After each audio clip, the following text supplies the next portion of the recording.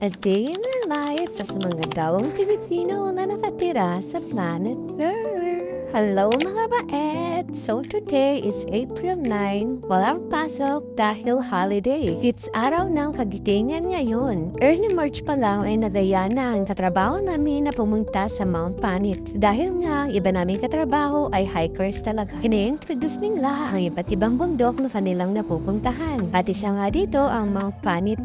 Sabi nila, isilang daw itong akyatin. Kaya sige, hala, nag-join naman ang bait nyo. 5:30 AM na pupunta kami sa lugar at sinimula ng umakyat.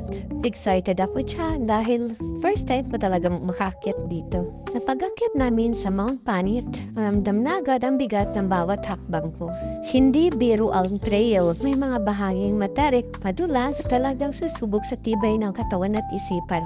Habang humihinga ako ng malalim, napapaisip ako kung paano ginagawa ng mga kakilala ko ang umakyat sa iba't ibang bundok. Grabe, ang tatapang talaga nila.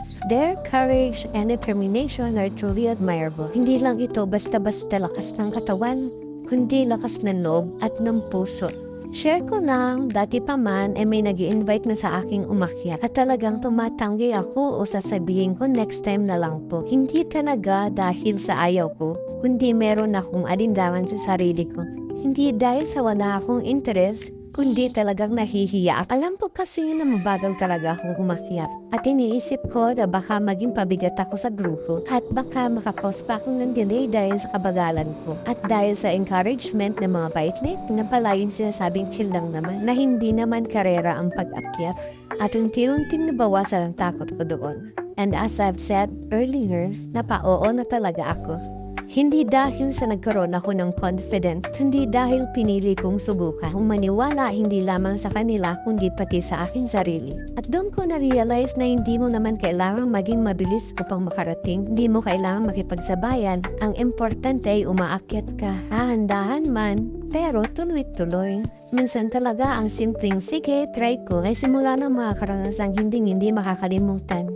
Habang papalapit sa tuktok, at iniisip ko na hindi na ako uulit dahil nga pagod na may kakaibang saya at excitement ang tumutulak sa akin para magtattoo one step at a time ang sabi ko sa sarili ko.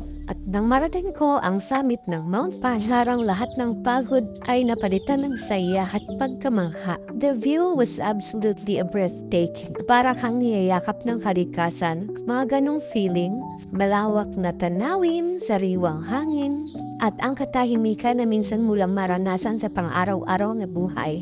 Doon ko napagtanto na ang yaman ay hindi lang masusukat sa mga material na bagay, kundi sa mga karanasan na tulad nito, yung pinaghirapan mo, ngunit sulit na sulit. Kung mapapansin nyo, wala na ako dyan dalang bag. Nagmagandang loob kasi ang bait sir ninyo. At tunay ko naman talagang na-appreciate yun. Salamat bait, ang pagkakurutit mo dyan. I-mine nyo na yan. Ang code niyan ay Janjan. Mine Janjan. Mine Janjan. Ang pogi baga. Oo, ang pogi nga ne. Pagkarating pala namin dyan sa taas, ay kanya-kanya ng videos, kanya-kanya ng posing. Bali, ang kasama ko pa dyan ay 4 kong katrabaho sa school at yung 2 naman ay nasa deputy nagtatrabaho pero different school naman. Ang saya lang din naman nilang kasama. Shout out Ma'am Din and Ma'am Banji. Aside sa pagiging pagod, gutom rin ang naramdaman ko. Kaya ayan, kain muna tayo mga bait. Pampalakas ng tuhod, bababa.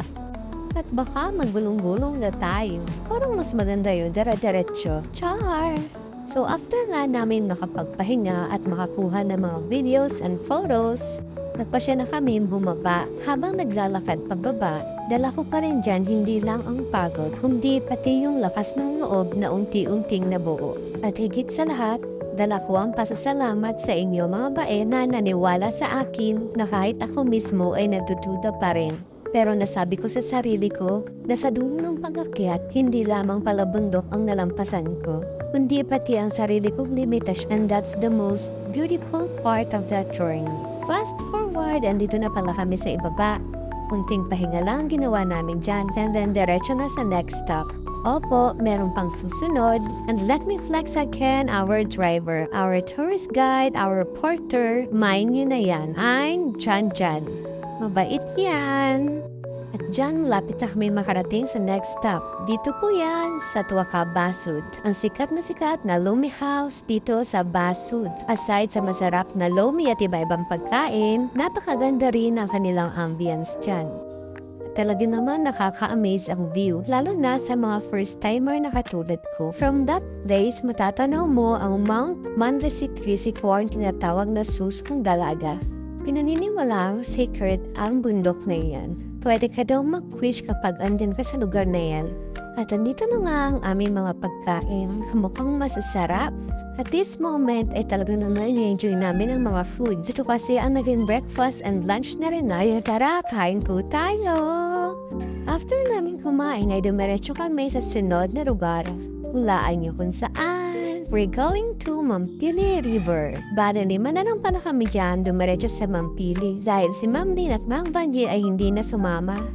Habang papasok kami sa lugar, ay excited pa kami lahat. May nakapagsabi na hindi daw may papasok ang sasakyan. Kaya kailangan namin maglakad na humigit kumulang sa 1 oras. Thankful kami dahil kami ay may napagtanungan. Ang sabi ni Kuya ay may naunang sasakyan na pumasok sa amin. Kaya nag-decide kami na ipasok ang sasakyan. Ang sayang-saya pa namin sa moment na yan. Adventure yan para sa aming lahat.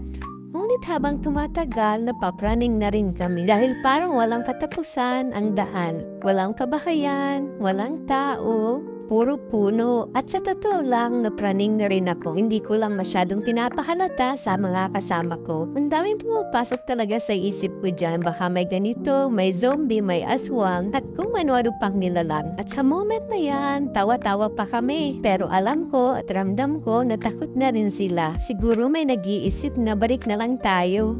Ngunit wala kaming mapihitan ng sasakyan dahil sa kipot ng daan at kapag nakakakita kami ng tao, kami nagtatanong kung tama pa ba ang direksyon namin. At kung malapit na rin kami. At dahil nga ni matatapang kami, for the go pa rin ang mga bait until natanaw namin ang isang sasakyan. At talaga namang nabuhayan kami dyan. At sa pagbaba namin ng sasakyan kami ay naglakad na lang. At nung marating namin ang lugar para kaming mga bata dyan, nakaka-amaze ang tinatagong ganda ng lugar na ito.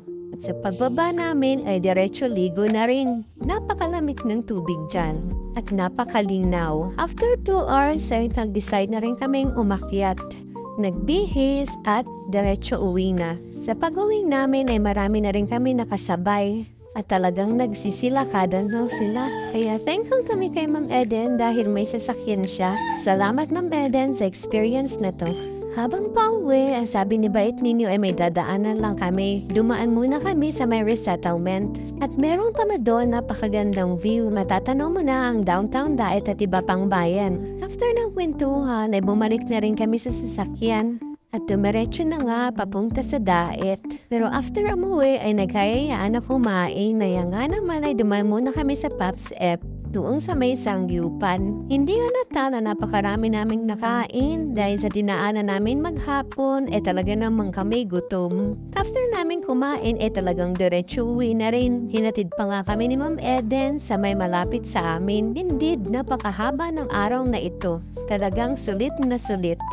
Mapagod pero mas masaya. Ang sabi nga ni Bait Rhea na ang lugar ay gumaganda depende sa iyong mga kasama. Kaya thankful talaga ako sa inyo mga bait. Meron man akong iba't ibang sets of friends pero isa kayo sa pinaka-solid. So hanggang dito na lang. Follow my page for more. Bye!